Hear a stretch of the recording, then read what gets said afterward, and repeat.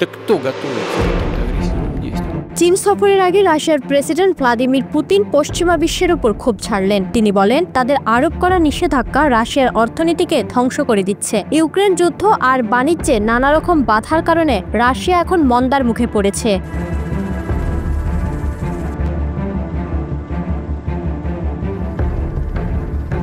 চীনের সরকারি সংবাদ সংস্থা সিনহুয়াকে দেওয়া এক লিখিত সাক্ষাৎকারে পুতিন বলেন, রাশিয়া ও চীন মিলে বৈশ্বিক বাণিজ্যে বৈষম্যমূলক নিষেধাজ্ঞার বিরোধিতা করছে। শনিবার এই সাক্ষাৎকার প্রকাশিত হয়।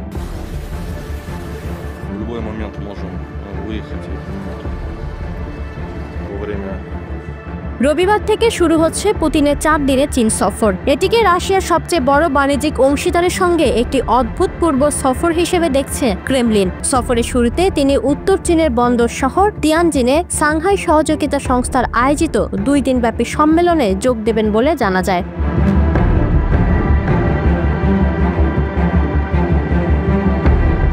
2001 সালে গঠিত এই সংগঠন মূলত ইউরেশিয়া দেশগুলোর মধ্যে নিরাপত্তা ও সহযোগিতার ভিত্তিতে তৈরি। বর্তমানে এসিও এর সদস্য সংখ্যা 10, যার মধ্যে রয়েছে ভারত এবং ইরানও।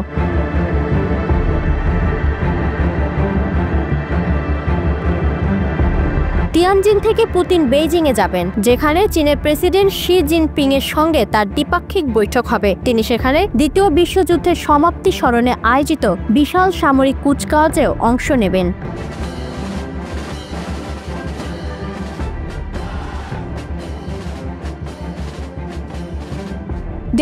সালে ইউক্রেনে আগ্রাসনের পর থেকে রাশিয়ার উপর একাধিকবার নিষেধাজ্ঞা আরোপ করেছে পশ্চিমা দেশগুলো। ব্যাংক, প্রযুক্তি, শক্তি খাত সব জায়গাতেই এসব নিষেধাজ্ঞার প্রভাব পড়েছে। এতে রাশিয়ার অর্থনীতি মারাত্মকভাবে ক্ষতিগ্রস্ত হয়েছে।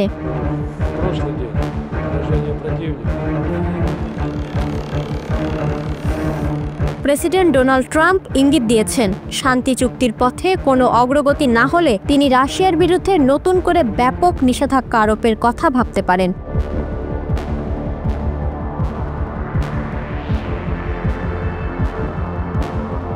পুতিন ও শি জিনপিং 2022 সালেই ঘোষণা দিয়েছিলেন, তাদের মধ্যে সীমাহীন কৌশলগত অংশীদারিত্ব গড়ে উঠেছে। গত 10 বছরে তারা 40টিরও বেশি বৈঠকে মিলিত হয়েছেন।